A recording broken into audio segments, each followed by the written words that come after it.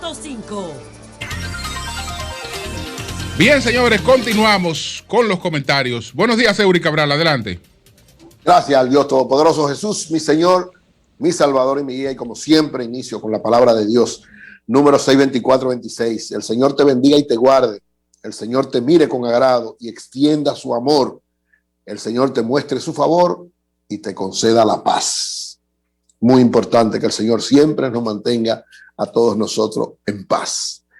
Miren, anoche se inició, la verdad, la nueva versión del toque de queda que, como van las cosas, caminan a que, lógicamente, vaya reduciéndose cada vez más en la medida, digamos, directamente proporcional, como lo decían en matemáticas en la escuela, es directamente proporcional. A la medida que sea efectivo, el proceso de vacunación va a ir bajando la necesidad del toque de queda.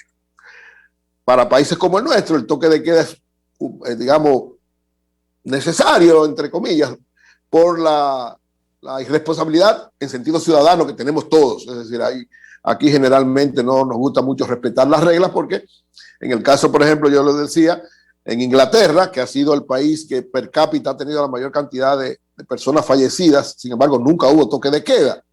¿Por qué nunca hubo toque de queda? Porque hay una conciencia ciudadana. Allá nadie se atreve a atacar a un policía si lo para, nadie se atreve a violar una norma en sentido general, la población. Lógicamente siempre hay gente que se pasa, pero la conciencia ciudadana es mucho mayor. En el caso nuestro, de nuestros países, lamentablemente nos falta un poquito, y eso es lo que explica el toque de queda. Ahora, ¿qué significa esto?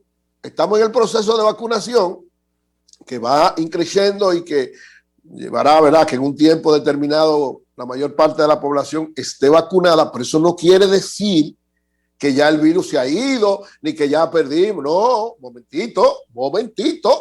Y ahí los empresarios, varios sectores empresariales han planteado que ciertamente va a haber apertura de la economía, que es necesaria, gradual, y cada vez más el toque de queda va a ir disminuyéndose y cada vez más la vacunación va a ir aumentando, pero las medidas de seguridad no se pueden perder todavía, bajo ninguna circunstancia. Tenemos que seguir siendo estrictos con el distanciamiento social, tenemos que seguir siendo estrictos con la mascarilla, con el cuidado, lavarnos las manos, cuidar a nuestra gente. Es decir, vacunémonos, pero no perdamos el sentido del cuidado hasta que, lógicamente, ya la situación sea absoluta y totalmente diferente, porque sigue habiendo todavía casos, menos, pero siguen habiendo casos, siguen habiendo muertes, extrañamente, que es lo que nos llama la atención casi siempre a todos, ahora más muertes que nunca, pero bueno, también eso en algún momento empezará a bajar, y la nueva normalidad, que no va a ser igual a la normalidad anterior, sino la nueva normalidad con más facilidades vendrá en un momento, pero todavía, sobre todo en el proceso de vacunación, cuando llevemos a nuestros, ¿verdad?, en esta etapa, a las personas mayores a vacunar, o cuando nos toque, en el tiempo que sea, 2, 3, 4, 5, 6 meses, en el momento que fuese, también en ese proceso tener cuidado, porque ir a vacunarse no quiere decir que no podemos ser contagiados. O incluso, como han dicho ya varios científicos, aunque usted esté vacunado, la vacuna lo que garantiza es que el COVID no le dé con tanta fuerza. Y lógicamente, sobre todo para los que tienen alguna afección, porque para los que están en salud y son fuertes, le puede dar el COVID tal vez sin síntomas o leve, o quién sabe, pero generalmente no le afecta tanto. Pero no podemos perder las medidas porque nosotros podemos ser transmisores para los que sí tengan problemas. Y eso es lo grave. Eso es lo que tenemos que evitar. Sí, no perdamos el sentido del cuidado, no perdamos el sentido del distanciamiento, no perdamos el cuidado de lavarnos la mano, de la mascarilla, de estar, ¿verdad?, protegiendo a nuestra gente, porque eso es garantía de que este proceso sea efectivo como necesitamos que sea efectivo.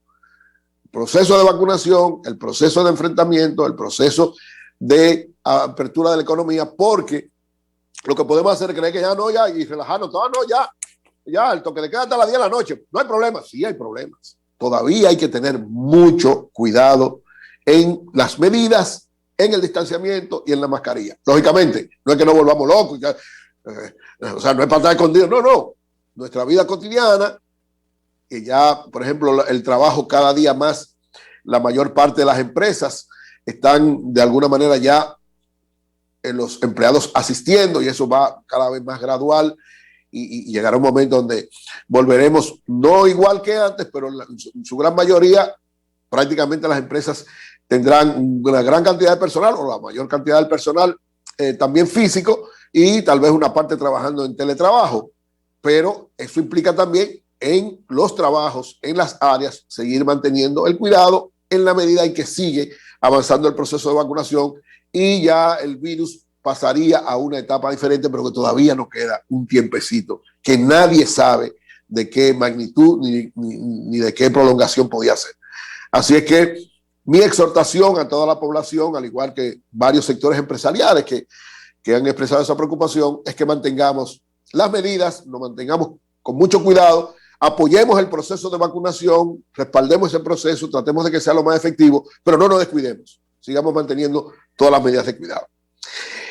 En cuanto a la deuda pública, los datos que da el Banco Central, Julio hizo una evaluación ahorita, yo simplemente quiero decir lo siguiente, miren, la deuda era una salida para cualquier país frente a esta situación. Si usted le paran la economía, como fue aquí, prácticamente cerrada la economía por un tiempo bastante amplio, si le sucede que uno de los principales flujos, como es el turismo, tiene una caída tan grande y prácticamente se para la industria, evidentemente que la única salida que había para revitalizar la economía era la deuda. Es evidente que sí. Ahora bien, el manejo, endeudarse no es malo. Lo malo es no saber manejar esa deuda y convertirla en un problema mayor después, que ese es el temor.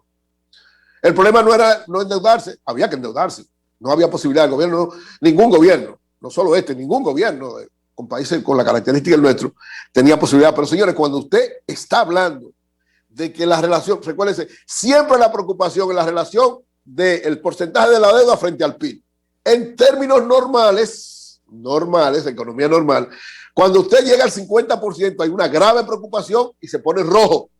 Relación Producto Bruto Interno PIB, Producto Bruto Interno deuda, o sea, el PIB con relación con la deuda. Si llega al 50% en términos normales es una grave preocupación. ¿Por qué? Porque evidentemente eso afecta por el pago de los intereses, por miles de razones. Y sobre todo si usted no hace esa deuda cada vez más productiva en términos de inversión en todos los órdenes.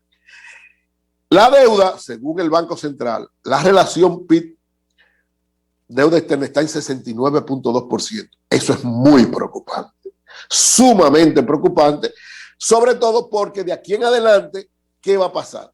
¿Seguirá la misma ruta? Porque esa es la salida también más fácil y ahora mismo tal vez una de las salidas que podría encontrar más facilidades fuera, gente que te preste, capitales grandes que hay, tanto nacionales como internacionales, que le pueden facilitar al gobierno garantizando, ¿verdad?, que luego le paguen.